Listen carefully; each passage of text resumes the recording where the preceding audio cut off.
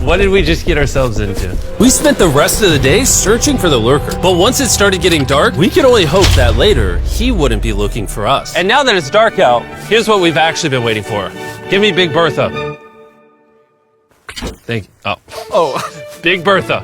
Notice how you can't see that building over there. This is the world's most powerful flashlight. I bet the fish in the ocean are tripping.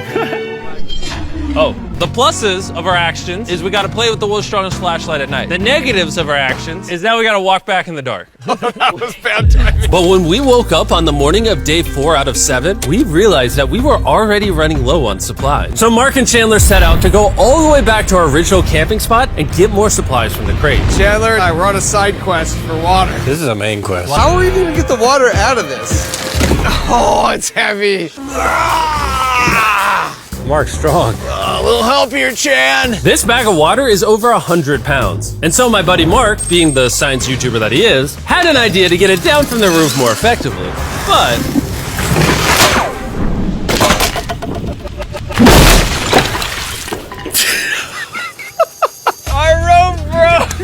We need stronger rope. what you're watching is real. Mark literally deleted half of our water. We got some bad news. Hurry up!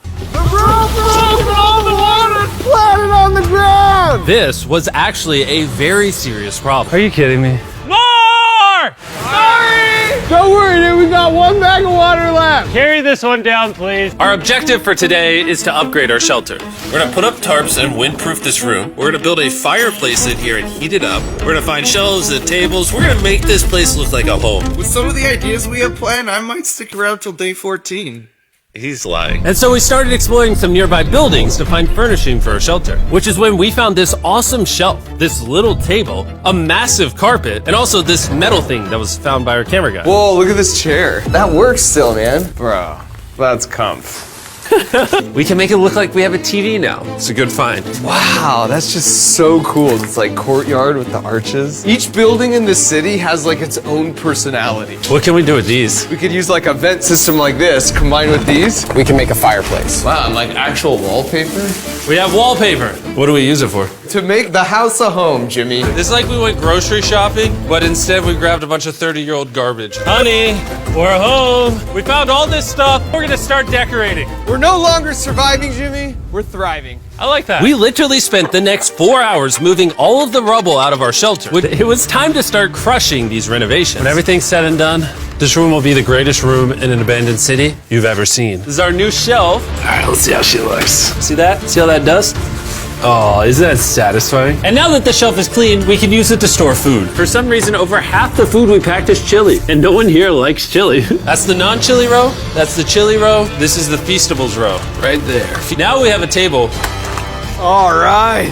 That's gonna block a lot of wind. And with our new door in place, we also hung up this huge tarp, which will allow us to keep all the heat from the fireplace inside our shelter. Oxygen comes in, fire burns, sends heat in the room, sends smoke out. This is redneck engineering at its finest. And finally, after being cold for so long, all right, Look at that. And we have a fire. I can feel the heat coming out. Jimmy rigged this up with like ruins from an abandoned city. This is the final room. We have Planty in the corner. We have our beds that are now smaller. Tell me this isn't genius. This is Mark's iPad in the TV frame. Obviously some nice lighting, a furnace that is heating up the room, a real table with chairs, and a shelving unit with the scraps of food we have left, and the dirty towel we've been sharing. This is survival. But just as our night was going so well, for the 5th day in a row, we heard broken glass. Mark, I'm right here, dog. What was that? Man, we were having such a good day, too. I want to go see who's upstairs. I'm carrying the knife as a threat, but I'm not gonna use it. Hey, if you're up here, just come out. I want to be best friends with you. Are you serious? You're not pranking me? Bro, I swear to you, it was not me. Hello? What is this? What? Oh my gosh. This is the most Mark Rover thing I've ever seen. What the heck? You swore! So it turns out Mark was pranking us, and he was the one dropping bottles this whole time. I've got a remote control here, but no one suspects it. I can put it in my sleeping bag, and I can start launching glass bottles from the roof, freak everyone out. Oh my gosh. I thought I could trust you. Boom. Now that Mark's not pranking me, we re-rigged his contraption. Feastables me. Here you go. I'll take one. I got one as well. That's Cheers. kind of cool. To be honest, it was pretty easy to forgive Mark because we only had 1 day left in the challenge. Good morning. Good morning, Abandoned City! Abandoned City! Abandoned City! It's so much colder out here than it is in there. Let's go back! It's now the morning of day 6. All the modifications we did were phenomenal. And it was at least 10 degrees warmer. That was amazing. Slept incredible. Mark, on our last real day, I say we go have some fun. Yeah! Jimmy, is that a kayak? I know what we should do with it.